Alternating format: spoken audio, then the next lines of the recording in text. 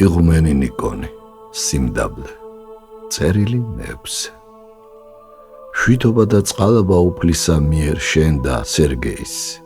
მივიღე შენი წერილი. დიდი ხანია არაფერი მოგიწერია შენ შესახებ.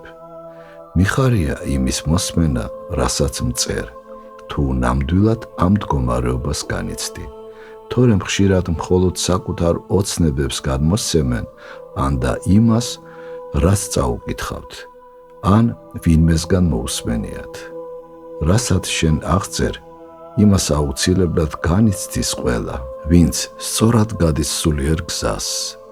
ცხონდი, ილოცე, იშრომე, ყველასთან მშვიდობა გქონდეს. ნურავის განიკითხავ და ყველა გებრალებოდეს.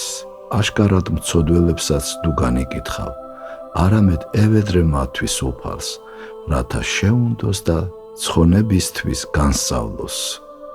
კაცის სულიერი ზდის საზომი მისი სიმდაბლეა. რაც უფრო მაღლა დგას იგი სულიერად, მით უფრო მდაბალია. რომ ზლიო ჩვენი ცხოვრების მტერს, უნდა ისწავლო მოთმინება, ლოცვა, სიმდაბლე. ისწავლე საკუთარ თავზე, საკუთარ ხასიათზე გამარჯვება, შემინდეს თქმა, როცა გაწყენინებენ და მით უფრო, როცა შენ თვითონ აწყენინებ ვინმეს. სიმდაბლისათვის აქ, ამ სოფელში, ღვთის მადლს მიიღებ, მომავალ ცხოვრებაში კი საუკუნო ნეტარებას. ადამიანს ღმერთთან არც პირადი კანონები აახლოებს და არც მეტანიები, არც მარხვები, არც წმინდა წერილის კითხვა, არამედ სიმდაბლე.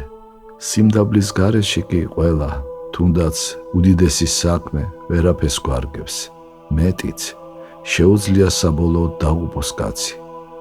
ჩვენს დროში ვხედავთ, რომ ადამიანი ცოტას ილოცებს, ცოტას ფსალუნებს წაიკითხავს, ცოტას იმარხულებს და უკვე სხვებზე მაღლა მდგომად წარმოიდგენს თავს.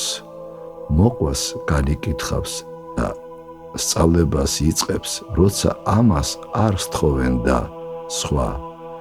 ამით ის თავის სულიერ სიცარიელეს და უფლისაგან შორსა სოფელსა გვეუბნება ლუკა მახარებელი.